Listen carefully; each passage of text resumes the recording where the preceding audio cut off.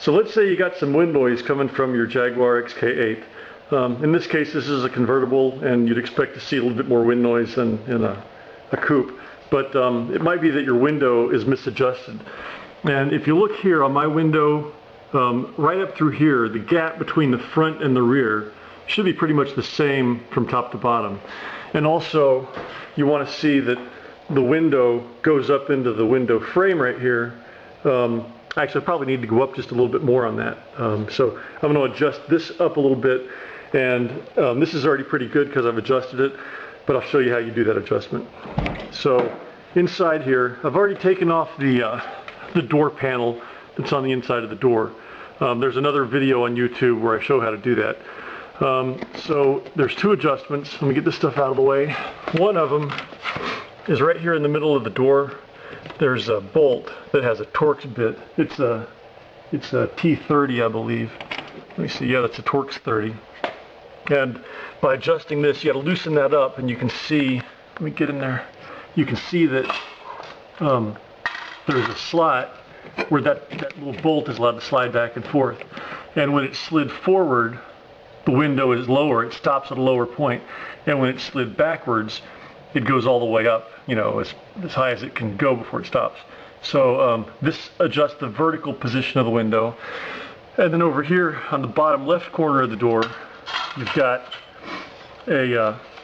these two screws are just holding the rail in, but there's a rail up the side here, and that rail adjusts the tilt of the window, whether the top of it tilts out or tilts in.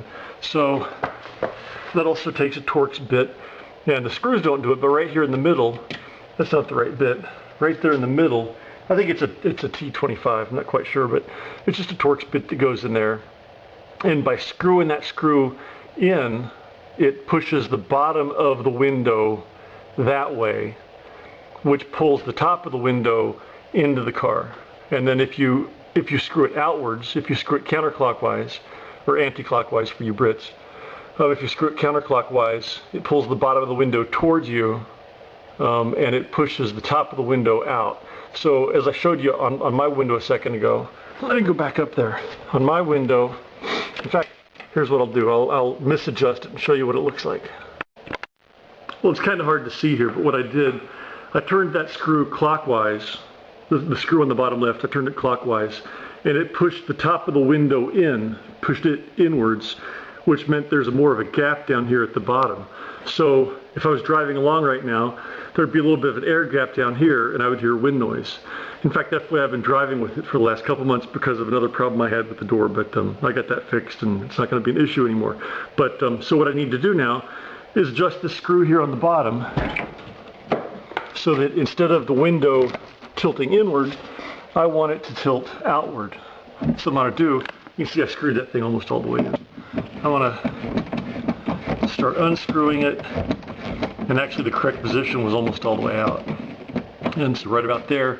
Now when I go back up here and look at the window, now from the bottom to the top here, it's pretty much the same distance. In fact, I might have actually adjusted it out a little bit too far.